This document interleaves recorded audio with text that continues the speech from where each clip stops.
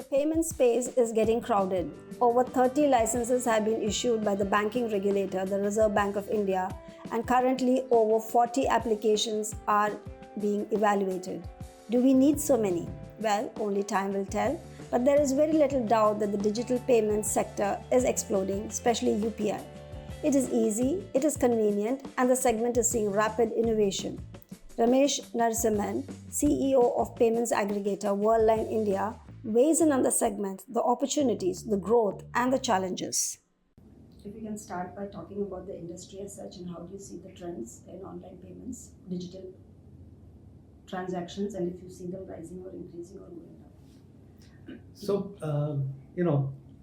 we've seen the remarkable rise of digital transactions, and especially in the area of payments, right? And we're actually seeing a transformation of our entire financial ecosystem as part of this, rapid digital transformation, whether it be in the area of payments, whether it be in the area of banking, lending, even financialization of our savings, right?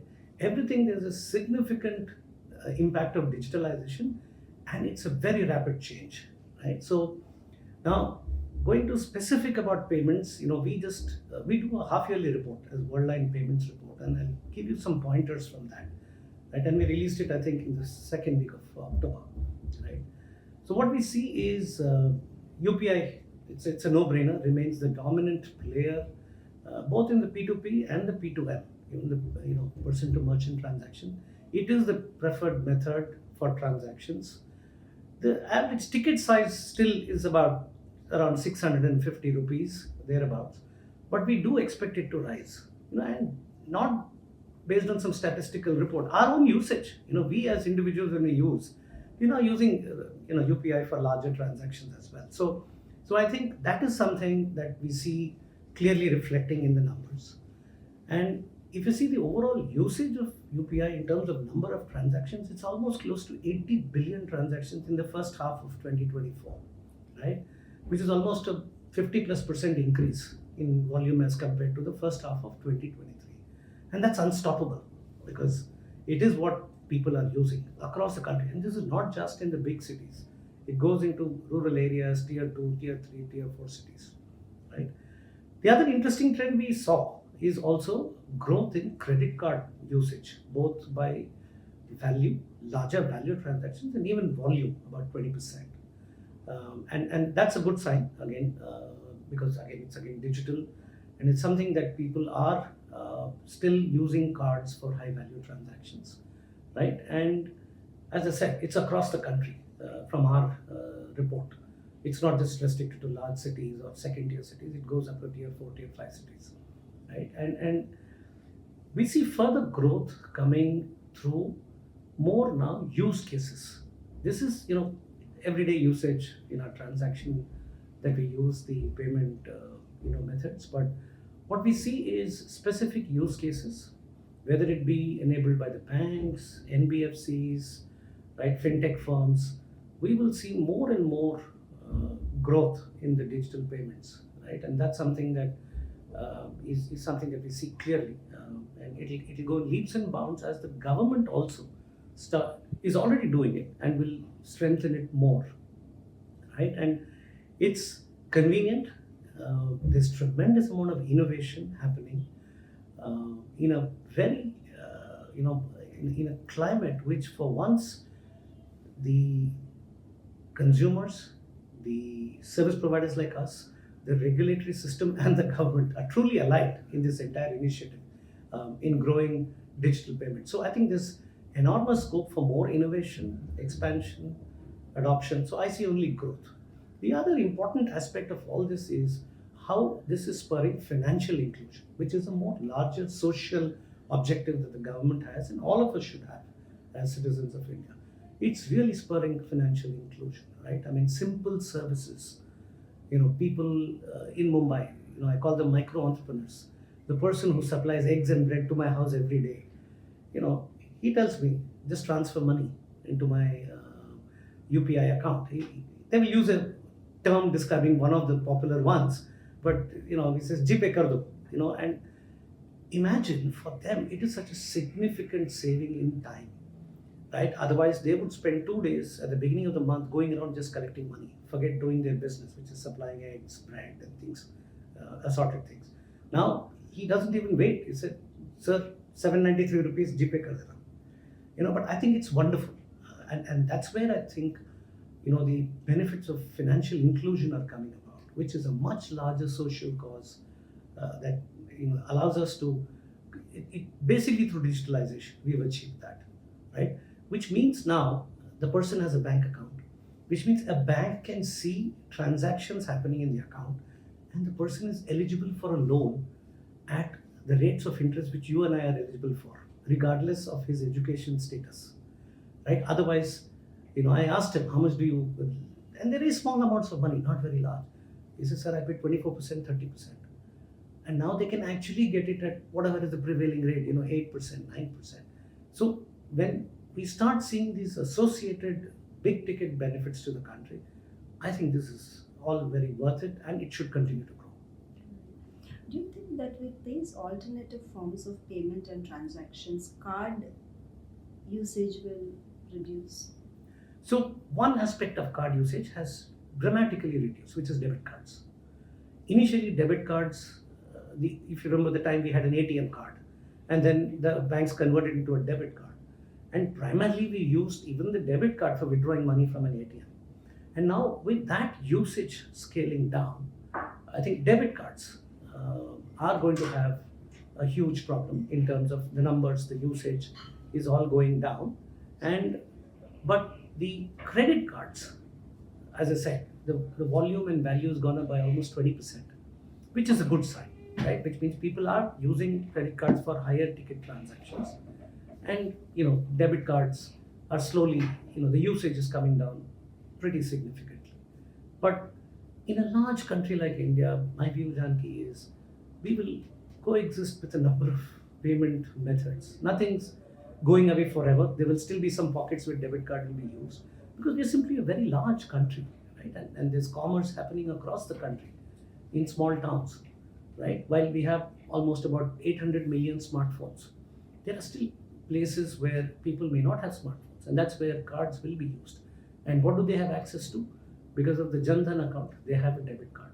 So I think all forms of payment will coexist for a long time to come in our country, simply because it's vast, right? And there are all kinds of people using all kinds of payment methods, right? Even now there are people who religiously go to a bank and withdraw money, right?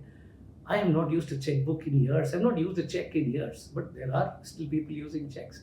So I think, some of these will remain for a long time. Of course, usage rates will vary, but I see that definitely continuing.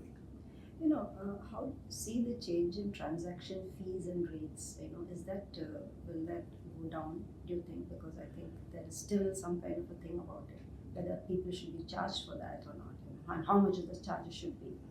I think regardless of what we want, and from my view as a payment service provider, I prefer it should not go down. But it is simply because of the competitive nature of the Indian market. Transaction rates have gone down.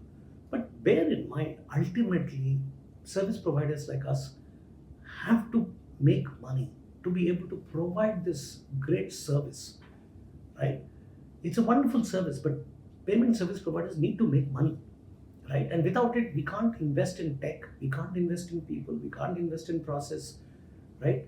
We can't invest in points of presence to be able to ensure that we are able to take a transaction from A to, and pay somebody, who's B, who's a merchant. So there needs to be some way of compensating us fairly. I'm not saying, enormous amount of profitability, but fairly. And right now, I think there is still a gap, because we know UPI transactions can't be charged. Though the government does provide a subsidy, but that goes only to the banks, not to payment service providers. But there is a certain service that we provide to consumers, and for which we have to run a very, very strong infrastructure, because we're carrying money from point A to point B, or from person A, I take money and give it to person B, and it's public money. So there has to be a certain charge for this kind of transactions, right? And for this kind of services we provide. But competitive nature of our market, I think it's already, it's something that people can afford to pay. Do you think that the payment space is becoming crowded with so many players entering it? To a certain extent, yes. Because if I remember correctly, about 31 or 32 licenses have been issued, and about another 40 plus are in the evaluation stage. And I really wonder that whether this country needs 75 payment service providers, and if it needs, how are we going to make money in this market to be able to provide services, you know, good quality services. And by good quality, I mean everything, following all the rules and regulations and everything else. So, yes, I think, just like we saw in the past in the telecom industry, there was a consolidation, and now you can count the number of players in one hand, one palm of your hand.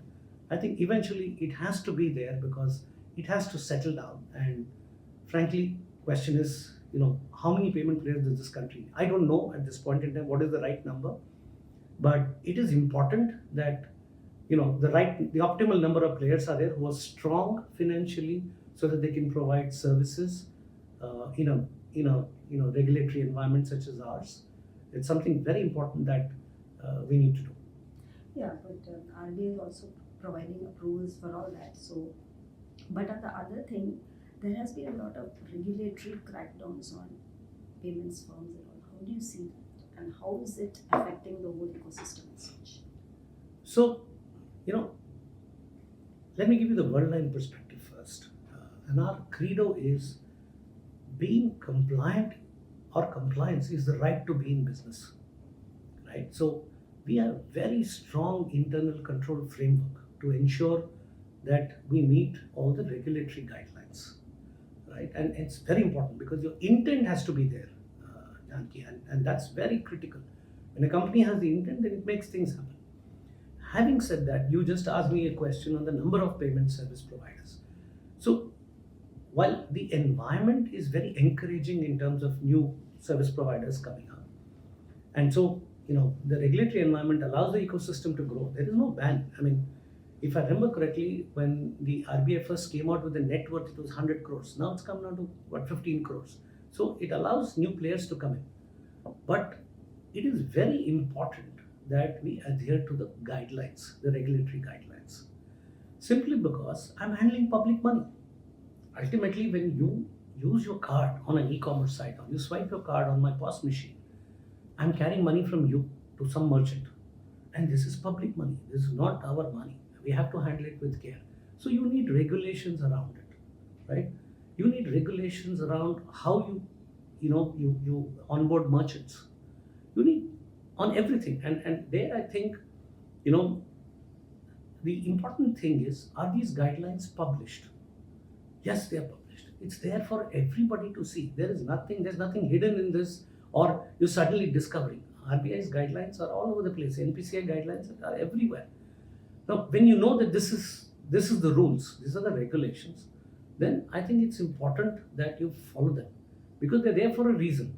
Whether it be to prevent money laundering, whether it be to prevent frauds, whether it be to whatever, larger national objectives, right? I mean, and these are important. We are a signatory to global norms on money laundering and things like that, right? So we have to follow the regulations. And when the RBI does an audit, they find your IT infrastructure is not up to the mark, or they find your KYC process are not up to the mark, or in some other areas where I'm not the expert, they found that you're charging too high a rate of interest, right? I think the regulator has cracked down very correctly, and if anything else, I think it makes a more healthy industry. Considering the number of players we have, it promotes a very healthy industry, and the rules are common to everybody. You don't discover something new. But do you think that too much of these stop and go regulations which actually hinder the growth of the industry? The Not industry at all. has to grow, So if you're having too many, stops, okay, stop here, stop here, stop here. But where is the growth lacking? I just gave you numbers, I right? know that, but still, companies have to. It's there's no shortage of growth. I just said 50%, 52% growth in UPI transactions. That's compared to last year and this year first half. There is no decrease in growth. And if you don't follow the rules, then you will have to face the regulator and face the music. So it's not something that has come in the way of growth. And you take any of our industries, whether it highly regulated industry like banking or telecom, we continue to grow faster than probably the rest of the world in terms of usage, in terms of new products, innovation. We continue to lead the world. So I don't see any growth as a result of these tough actions by the RBI. These are some players who have not beefed up their internal processes or infrastructure strongly. And then after they, make sure they meet all the norms, then I found that the regulators allowed them to start onboarding again. So I think it's perfectly fine with what the regulator is doing. As long as the companies have an intent, then you create a framework and then you adhere to the rules. When you don't have a framework, when you don't have an intent, is when you start, making mistakes in the pursuit of growth, and that's not what you can afford in every single industry, especially in regulated industries. And the reason they're regulated is there is a reason, right? You're handling public money. Can't afford to have, mishaps there. I mean, we've seen in the press, again, I'm not an expert, when a bank goes down, when the RBI shuts down a bank, you see the people, you see the photograph, it's heart-wrenching to see people, suddenly they don't know whether they're going to get their money which they had in the bank, which they trusted, and then the bank goes into some kind of a process that the RBI puts into, and then they get their money back. And it is all based on trust, Janki. At the end of the day, if the public doesn't trust something, then you can do whatever. They will not adopt it, they will not use it. And here we are saying the benefits of digitalization and in digital payments is so good for the country. And now you see the next phase, we are also going overseas with our payments, right? Methods.